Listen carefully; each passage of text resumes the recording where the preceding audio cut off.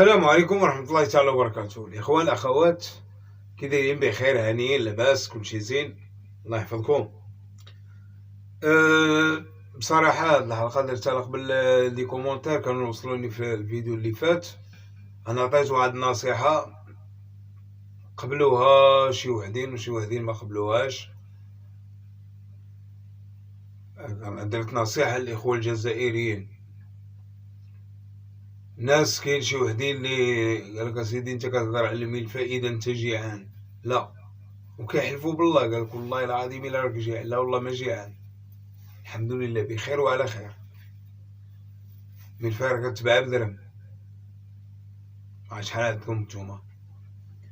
الحمد لله. ماشي هذا هو الموضوع ديالنا هو علاش هاد الناس حاقدين، عندهم هاد الحقد.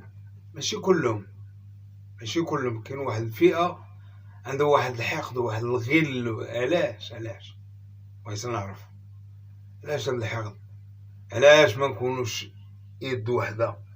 علاش ما نكونوش كلمه وحده؟ وحنا عندنا دين واحد ورب واحد ونبي واحد صلى الله عليه وسلم. لا حول ولا قوه الا بالله.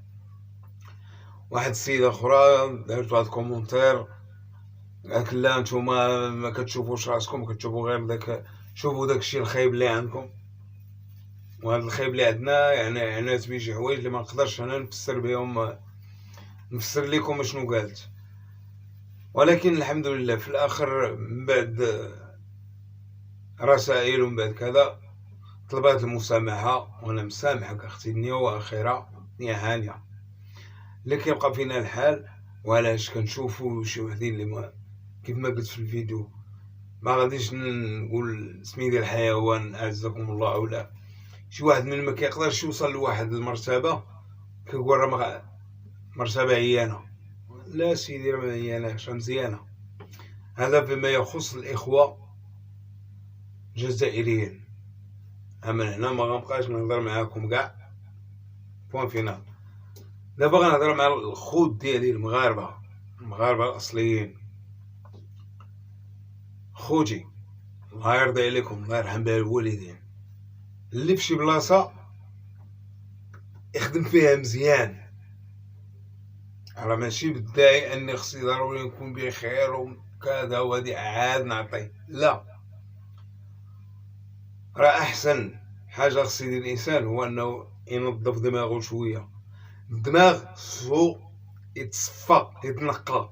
بمعنى ملي غنجي نهضر على شي حاجه ما عجبانيش، خصني نشوف نفسي انا الاول، واش انا كنعجب؟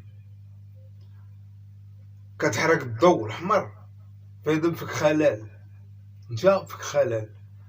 كتدوبل في الخط متصول فيك خلل. كتلوح عزكم الله الزبل من الشرجم او لا ملي كتكون غادي ولا فيك خلل. علاش لي ما تقلبش على راسك انت الاول؟ الا تنظمتي انت وتنظمت انا وتنظم الاخر وتنظم هاد الاخرى وتنظموا الاخرين، كونوا على يقين تام 100% يعني كلشي الحمد لله غيكون مزيان. هذه بالتجربه، بزاف ديال الناس داروها على مستوى الاسره. نبداو من مستوى الفرد الاول اللي هو كيكون رب الاسره او لا الام او لا شي ولد من الاولاد او لا بنت من البنات. كتقاد بقى غادي شاده مزيان او لا كيبقى شاد مزيان، غادي بخير، ما كيدير شي حاجه خارجه على القانون، خارجه على الدين الاسلامي، خارجه على بزاف ديال المسائل اللي ديال الحياه وكذا.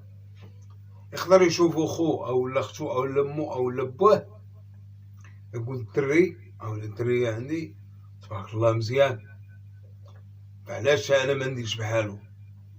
كتولي ديك الساعه، ولهذا فليتنافس المتنافسون.